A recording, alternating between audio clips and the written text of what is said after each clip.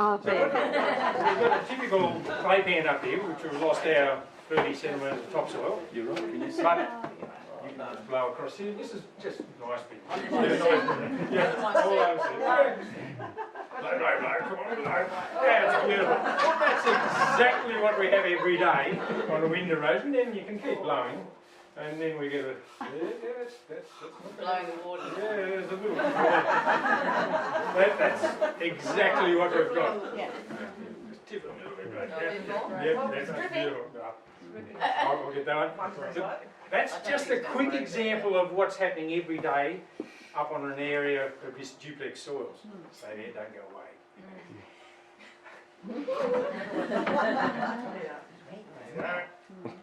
Oh, bigger gradient. A bigger gradient. Right out. Now we can start blowing again. There's a bit of moisture in the bowl. Not much coming off. But this is just a simple demonstration of just the ponds that I'll explain here, just catching the water, no runoff, no erosion, and eventually no wind erosion. Where do you get all the horseshoes from? I've been making all weekend.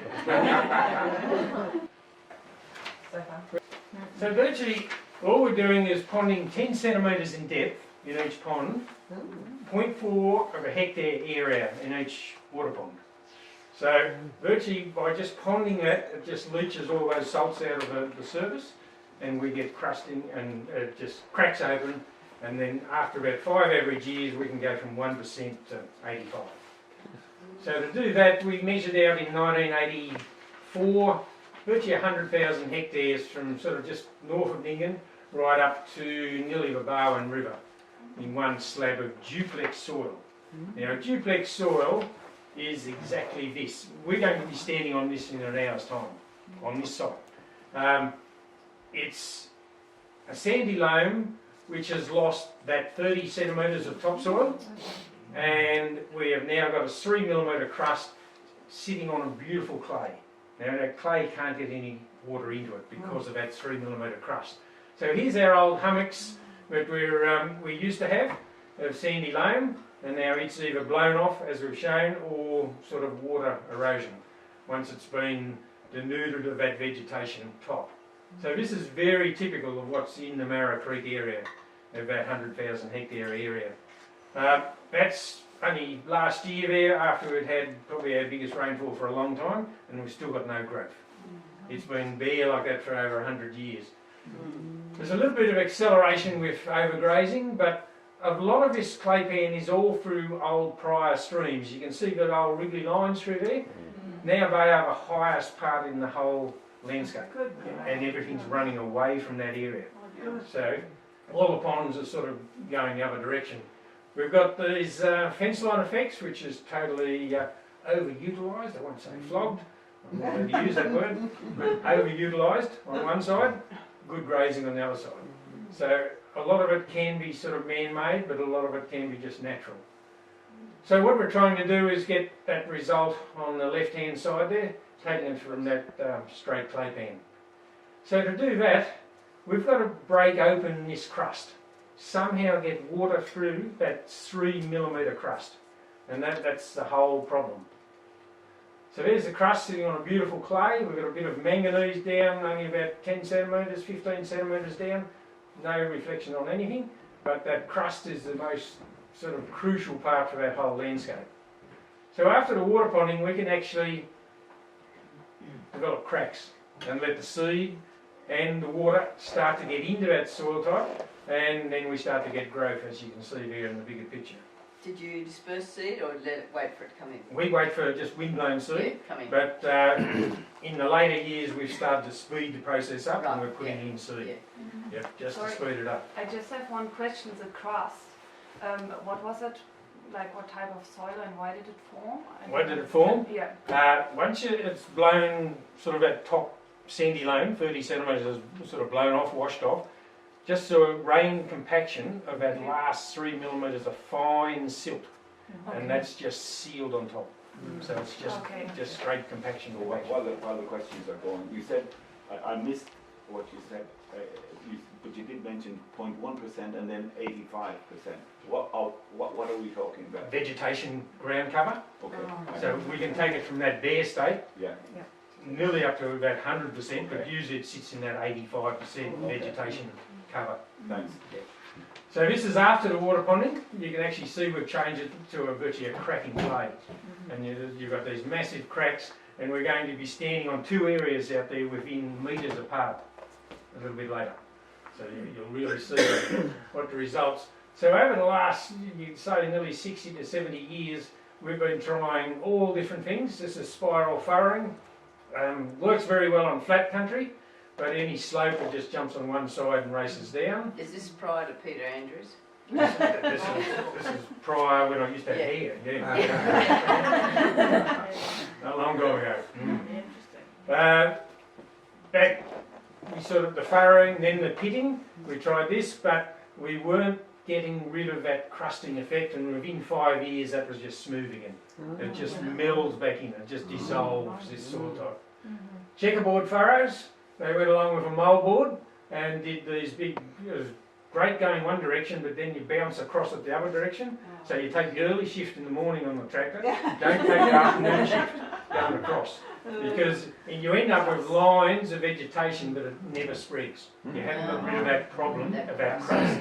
That's the crucial part. And you can see down here, there the old checkerboards, and I've put water ponds over the top, and the difference in the amount of vegetation we've got to the old checkerboard. And how long did that take, sorry? That takes 5 average years to get it like that, and that's been like that since about the 50s and 60s, Wow. and it still hasn't done anything. Yeah. This is a fellow with a mouldboard furrow. He just goes along with his 3-point linkage behind his tractor, and he went all over his whole country, just putting furrows. You think, oh, that's good. You get up in the air, and that's it. That's all he's got. It's just little strips. Right. You've still got your crust, so he hasn't got rid of that problem. After all that. Yeah. So, to convince some of these fellows, it's been a hard slog. This is his property here. You can see his furrows. So I put water ponds right in his bed. Right on there as a demo site. And you can see the amount of water we've caught in there. This is after the first rainfall, because these haven't been even built yet. There's only the scratch mark. At the beginning. His water is all down here in the Ligland swamp. Watering his nice trees, but feeding his pigs and everything else. So we're trying to keep it on the claypan and utilise it. This fellow now has gone back and water ponded every inch of that country. Okay. So it That's worked. fine. It did work. That's one conversion. Yes, yep. How does the water get in there? You've got an area where an inlet into it, or? The horseshoes, they'll catch Yeah. water coming down. The complete circles where it's flat, we just rely on the fella above No. just to drop it. He hasn't been working this year. I don't know. This is all the equipment. I'm going to set this up, and actually we'll do a survey one out there. We've got the transmitter sends a beam across the mast, and you get a reading down in here to millimetres as you drive around.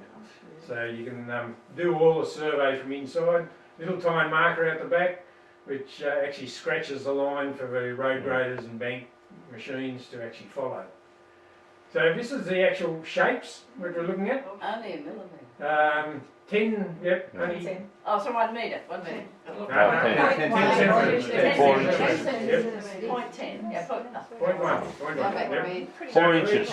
Each bank's roughly about 240 metres long, covering about 0.4 a hectare area inside each one.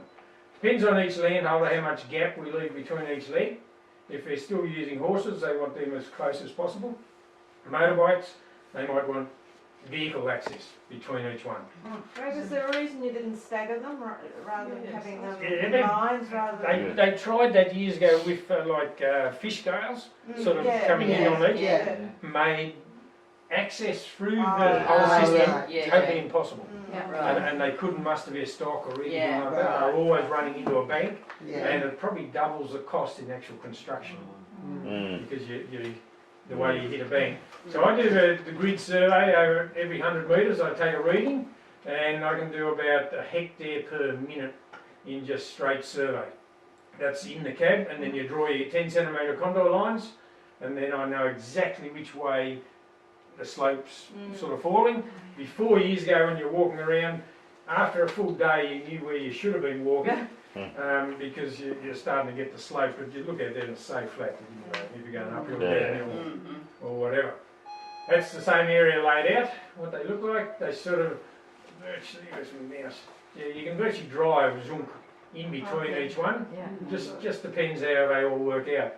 That's a typical paddock.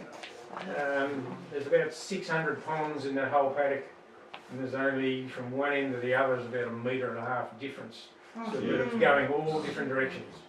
You can see which way they fall, all different ways. They're actually looking at scales now. They do when they get to that stage. Now, we've been right through all the different sort of under about 4-year program from 1984 to 88. We demonstrated every machine we could find. One landowner built his own up here, big 32-inch discs. Got his angles a bit wrong, they just snapped off at the stub axles. This fellow, he's in action now with this one. He's just upgraded it to 6 36-inch discs on both sides, and he's building a massive bank with about 6 to 7 passes and seed boxes mounted on the back up top. The fellow that had the 2 slides back, he parked that one under a tree and he went and bought this one. And he could do one run, but he could never get that in the same spot next time to get the second amount of dirt into that bank. When you've done that and you get a really strong wind, are you going to lose much? We lose some in wave action. The wave action across these claypans is just better than Bondi Beach. It is fantastic. Right. You can lose half a bank in one night. They just choose away at the actual bank. Do these people pay the cost themselves of their gear? Their equipment, there's an incentive out there for 50-50 at the moment. Some fellows will go out and just do it themselves. Some fellows will go out and borrow the money from the Rural Assistance Authority under their 2% below the bond rate, and they've done the whole property with that loan scheme. You've got 10 years to pay it back. So it's a real mixture of how some fellows have taken on an incentive and then they've just said, yep, that was good, I got a lot out of it, I'm going to go forward and do it myself. So it's sort of a mixture of a whole lot. Now back in the peak days, our Soil Conservation Service, we had about nearly 80 of these D5 dozers. So we thought we better try our own. So we angled and tilted the blade and we could build the bank, but about 98% tunnelled and went straight underneath. So our failure. Because you can see where we're pinching the dirt, we've taken it from underneath the bank. And this just tunnels straight through, and the bank wasn't wide enough. We could get the height but not the width. So every property's got one of these machines, an old Cat 12. We like to go up a bit to Cat 16s. These can do the bank in 3 runs to get the quantity of dirt, plus the big gear on the back to actually put the extra seed in the pond across the middle of a rip line, and all the janky seed boxes on the top. He just flicks the switch as he's going. So he's seeding there as he rips that seedbed across the pond, and then he wheels round and he starts to build the bank. Now all our sites, if they're incentive funding, we do monitoring on each site, and I'll come to that in a little minute. Where's the seed coming from? Seed, yep, I'll show you in one of these photos, the next one. This is my time marker that I put on the ground. It's already laid out for them, and the grader driver's got a map in there, so he does the first run on the outside. That's it. So the amount of dirt he's getting there is like we did 4 runs with little Cat 12. And that's just one pass with the 16. As he's coming back on the next run, that's on the inside, this is when he switches the seeder on and he starts to seed the bank. At the same time. At the same time. So there's the seed, you can see the seed flying out there, there. And then that's the seed there, the old Man Saltbush seed. So it doesn't, it's Saltbush, so it doesn't rain for a long time, but the seed's still viable there. It'll sit there for quite a while. Right. So you're basically trying to seed the bank to get that as stable as much as you can and let the pond seed itself more? No, virtually to get a perennial bush back into that country. Yeah. Because most of the old Man Saltbush, when we get out to Russell's place, you won't find a saltbush anywhere. Yeah. So that's what we're trying to speed the process up. Instead of relying on that windblown seed, we're putting seed in there plus Mitchell grass seed together. So we're getting a grass and the bush. So there's germination right on that high water mark. Oh, okay. All That's these little fellas. after the first rain. That's after a couple of rains because we're cheating. Old Man Saltbush needs at least 100 millimetres of rain to stimulate it, to even make it think it's going to grow. Right. Needs another, Smart little seed. yes, another 50 mil on top of that once it thinks it's going to grow. And then 2 weeks of drizzly sort of weather, 16-degree ground temperature at the same time. Now, to get that spot on in the rangelands, we've got to have a lot of hope. You don't even go in a bloody germination trial, it's hard. Yeah, we don't even get it up there. But in the pond, we're actually sitting it in on beside 100 mil of water, 4 inches of water. And that just sits there for a couple of weeks when it's first sort of rains, and that's where we get, it floats the seed up to that high water mark. Yeah. You can see here, this is the rip line, Right. that's the same photo, Right. only 12 months later. Wow. A We've good had- year. A Yeah, good year. yeah, good year, but we Good had choice. everything in place for it to happen.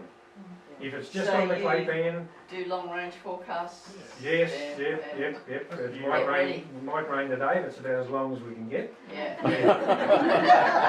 It's sort of, it's you got to have a lot of faith out here. It just hasn't rained this year. On our rip lines, we used to have press wheels at the back, and you can see the seeds right on top. If you actually plant anything underneath this Claypan, that crust, you won't see any germination. Yeah. It just seals. Right. And that's it. Okay. Yeah. That's out of Terrell, a big place that the government bought now as a national park. That's when it was a sheep station. You can see the seed source, there's just nothing. So now we've got at least a strip of saltbush across the middle and some round the bank. But that was only just 8 months after we did it, so it's still got a long way to go. Yeah. That's what we're aiming for, Right. self-seeding and then start to spread in the pond. That brown is the seed. That's the seed, yeah, pure gold. There's the Mitchell grass on a rip line, and we'll be standing out here in not too long. So this is out at Russell's.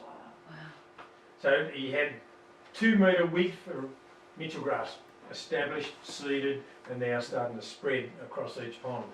That's on your germination about 12 months later, around the bank. So you actually, that other question of stabilising your banks, yep, it does do that too and stops a bit of that wave action. But that wave action occurs really in that first 4 months when you first build. So this is his third pass, so he's already seeded on the inside and he's just putting the last pass into the bank. This is the most trickiest one because you can't push the bank sideways or run the dirt over the bank or you'll cover up your seed. So he's got to land that dirt right on the side of it but not leave a double peak. So there's a bit of an art into it, and that's your completed bank after a couple of months of settling and that type of thing. Within the first 12 months it will go down about a third. So that's your high water mark. After the first rain we're starting to get a little bit of annual sort of stuff there coming up right along the edge. That's what it looks like when it's full of water, just about to biowash. So the way I designed them, I push the water right up to the back of the bank of the pond above. At the same time it'll be biowashing round. But it'll be only just skin deep there, but 10 centimetres deep down the bottom. And if you can do that, you can take it nearly up to about 85% coverage with water with your banks. It's just remembering what height that was when you surveyed that one, and this one has started at the same height for the next bank to go round. And leaving an area there untouched so the water can just biowash, come around, get in there and go down to the next one. So if we go too deep, any deeper than 10 centimetres, we get all our reeds and rushes and kill out our native grasses. And that's what we've discovered, that 10 centimetres is very crucial. So a few costings just on those big graders, $232 an hour. So you're virtually looking, if he does all the Atriplex seed and the ripping across the middle, bit of native grass seed, it's about $72 a pond. So that's virtually 1 acre, $72. It's not bad. It's not bad. From taking country that's Yeah, hasn't produced it's anything. hopeless. Yep. Yeah. It's only good for tank catchers, for running water Yeah, to your ground yeah. tanks. Apart from that, he's in drought Mm. 12 months of the year. So this is a wave action I was talking about. Yeah, yeah. It just chews the bank away. That can happen in a 24-hour period. So that's why now we go over 2 metres wide in the base and 60 centimetres high to pond 10 centimetres. And we've got to make it last for at least 20 odd years, that bank, without having to go back. Tunnelling, this is very dispersible soil type, and it'll just tunnel straight through. And by making the banks a lot wider, it'll start to tunnel and then collapse on That's top. awesome. Yeah, and it stops. Stock trampling, we get a little bit of that. If they haven't abide by the, keep them out until it gets a good crust on the banks, they tramp it down, so we've got to account for that. There's a bit of wave action. Some fellows, the further west we go, they like to only build from the outside. So when no water gets into that borrow area on the inside, a lot harder to build because you're dragging it all one way. But they've got to suffer a lot more wave action because when you've got the borrow area in here, it churns away in there before it hits the bank, just in that deeper water. So they've got to go back within at least 10 years and maybe beef up those banks. There's a lot of management goes with the actual construction. We've got one fellow building this type of fence right around his whole place. It's about 76 k's, So, 1.8 metres high, total pig proof, kangaroo proof. okay, the thing coming out is for the pigs, they dig. That's to stop them coming in. Yeah, I meant. Yeah. He aims out to his neighbour, so nothing can Right. come in. If anything gets in there, they won't get under it because you can't lift that off the ground. Right. So, What about rabbits? rabbits, not a rabbit problem in most of that soil type, being a claypan. But if you get into the sandy loam where Where that they still can is, dig and there's rabbits. But Khaleesi and those ones, they've done a very good job. These fellas, they're horrors on your lambings. They eat a lot of lambs. Do they? So Right. the pigs and these fellas eat all your grass. So. Yeah. That there is one pile, and there's $250,000 worth just there. So they're really hooking into it in a big way. Before we do anything, we go out and we do a cultural heritage survey over the site, and we have a look for all these scar trees, sort of grinding stones, little halves, campfires. But virtually there, we're looking at the bottom of the campfire. You imagine 30 centimetres of dirt on top where they've dug the actual pit, and then they filled that up with, and that's sort of burnt clay that's left, and that's starting to just roll around. Can I ask about the scar tree? Was that a use as just a marking, ceremony marking, or is it a boat? Canoe A canoe, it's a yeah, canoe. yeah, because we've got the Bogan River one side and the Right. Marra Creek on the other Okay, side. so canoe. So there's a big canoe on that, both those. So on our monitoring, this is very typical of what we start with, about 1%, and that's like that year in, year out. So that paddock was virtually in drought continuous. So within 16 months after ponding, we had 26%, and that's fairly typical. 12 months down the track is usually around that 20% germination, sort of veg starting to come. Within 28 months, we've got 41%, just under the normal rainfall. 69%, a couple of years down the track. 7 years, we're up to 80. That's this same place, just under the ponding. So if we hadn't ponded it, it would have been still just totally bare. And what's that? 84, 95. I haven't done it this year as yet. So he's pretty pleased with that, and that's all just windblown seed. That was done before we started to put the seeds out continuous.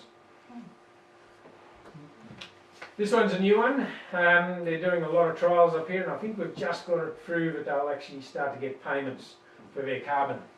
Because in here, we've locked away, there's 18.7 tonne of old carbon locked underneath that crust. We can take it up to about 25 tonne after 5 years of water ponding. So we're looking at that difference to see if they can get a payment from the big polluters. And it's coming. It's been a long process. Been many years to get it to where we've got it at the moment, but it's coming. We do a lot of AusAid African training. We've had 28 African countries out here, trained 71. The uni up at Armidale we're attached to them, and they come out to me and we actually train them in the water ponding and the water spreading on our red country, and then they've got to go back to Africa and actually do a project. And the university go over and check to see if they've actually done it. So this one in Sudan, it really took off. Helped me with a submission, that's the main problem, nomadic herding. And that's a huge area in a submission. She actually put in there she wanted armed guards for every 5 water ponds or a big fence. And thank goodness they go over the fence. It's taken rehabilitation to the next level. Guards business. But yeah, this fence just disappeared over the horizon, so thank goodness for oil. A little bit of training with the young ones coming through. These ANU students, they've been coming up for 21 years, they're coming in 3 weeks' time. This is now a compulsory course that they do for their rangeland studies out here on the water ponding. So if they don't turn up, they fail that subject. We're actually getting the landholders now with a lot of busloads teaching the other landholders because they're so switched on and so keen with their fencing, the ponding, their seeding. We just take them to different ones, whichever what they want to see. Yeah. I'll take them to different landowners and I can just open the door and let them, the landowners tell them. Yeah. And that's the best message to get out. Yeah, And then he's so proud to drive them over his own property. Right, And show them. yeah, excellent. So virtually to recap, this is every day what you see when you drive out. Put in a pond that's only just less than 12 months old with a bit of water in it. $72. Yep. Starting to get a bit of growth, which is starting to get a bit of vegetation. Checkerboards versus the ponds, just the amount of water we can hold on there. Moving the system forward a little bit.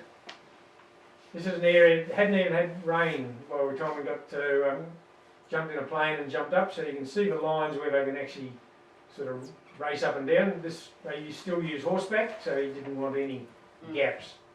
When we're talking about here, where they'd run in, see, they'd always be blocked.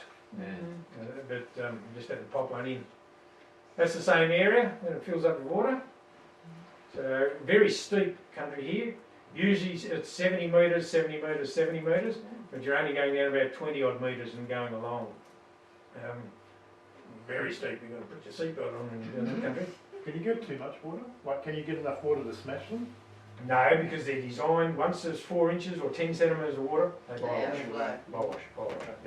So you can't get so much water that it just doesn't, you don't get that amount of water. No, it's designed so it just biowashes, and just runs through the system and back where it used to run. This area here, we had 16 inches one night. Instant flood. That's a classic one. These ponds filled right to the very top. If we'd had 16.1, they would have broke. That's how close it was. That's what I was getting at. Can you get to the point where they start to overflow? It's So only- basically you can't run around the side fast enough. I That's can, the erosion. no, these were just spot on. They were just 4 inches, it'd run round, pass through the system. But the circles, it couldn't go anywhere else. But yeah, if we got any more, we were in trouble. But the horseshoes, yes, once they're at that 10 centimetres, they're just biowashing. Do you use the circles on flat sites and the Yes. because I know you mix them up a bit, so the horseshoes on slopey sites. Yes, yeah, and the clay bands are all different, but usually the top of the clay band, you've got a flat plateau, then it starts to go down, and then at the bottom you've got circles again. It flattens right out. So on that side slope. Country we didn't do years ago, it was probably really steep, maybe 1% stuff. Really steep. But really steep, it was a truck would tip her over. We're going back and ponding that now. And the result they're getting from that is just phenomenal. We never thought it would happen. But probably catching quicker water, and it's just working really well. Management have suggested do not put more stock on now you've got more feed. Lighten your stock off, probably, and you'll actually probably run better quality. And do they do that? They found out the hard way. One fellow up here that's ponded, this fellow ponded his whole place. In that last drought, he said, right, I must hang on to my breeders. So he hung on to his breeders, He got right through the drought. He turned around and he looked at his ponding company and said, I've just destroyed that by 10 years. That's how far he took it backwards. So now, if it doesn't rain within a couple of months, there's a big semi going in there and he's offloading. So he's learnt the hard way, but management is crucial, absolutely crucial. To let those, if you're putting the cost of seed and grass seed and that type of thing, to get it to seed, spread seed naturally, and don't chew it off at that crucial period, management's a key once you've done it. Any weed problems? Weed, no, we've, as soon as the banks are built, for some reason, you haven't seen a Baffis burr up there, all of a sudden you've got Baffis burrs on the bank. Yeah. It's just laying there in that loose dirt, but they jump in and spray and hoe, and they know once they get rid of that seed source, they're back on track. How many landowners are you are under your auspices? From here to the Kimberleys, right up through sort of Northern Territory, we've got sites, we've got landholders, we've got a stack in Kimberleys, but sort of in the Marra Creek we started off with 17, and now I think we've got the whole lot except one family. Which would be very roughly. Ooh, roughly. In the order of. Jeez, up in there. I'd have to look at my book to be hundreds, it'd be in the hundreds that are actually doing it, scattered all over the state, plus Queensland, down into Victoria. South Australia is a tough nut to crack. We're still working on South Australia. And you've got one for Colton. Up here, yeah. But the banks, slowly selling him up. Because he's drought all the time. So it's a no-brainer.